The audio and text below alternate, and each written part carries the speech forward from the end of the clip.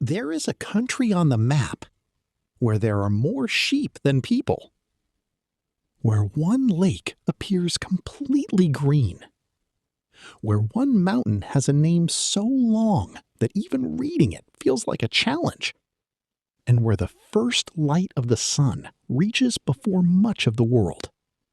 But the real story of New Zealand is far more surprising than its beauty. Today, New Zealand is known as a peaceful and highly developed country. But around 200 years ago, there wasn't even a single cow here. Then, European settlers arrived, bringing animals, new industries, and a completely different way of using the land. Slowly, they built an agricultural economy that would eventually make New Zealand one of the world's major exporters of dairy and meat. But that success came with a price. Long before Europeans arrived, Maori communities had already lived across these islands for centuries. They had their own languages, tribes, traditions, and way of life.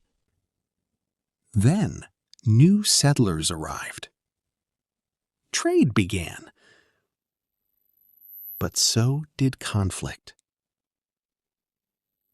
Diseases brought from Europe devastated Maori communities, while disputes over land and power made the situation even more complicated.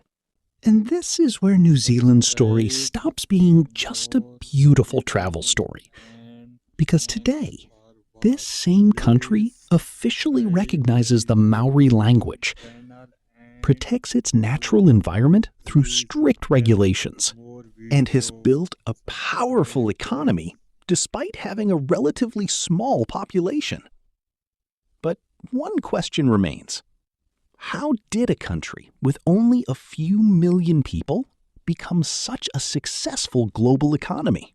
The answer isn't simply milk, meat, or tourism. Behind New Zealand's success is a much bigger story.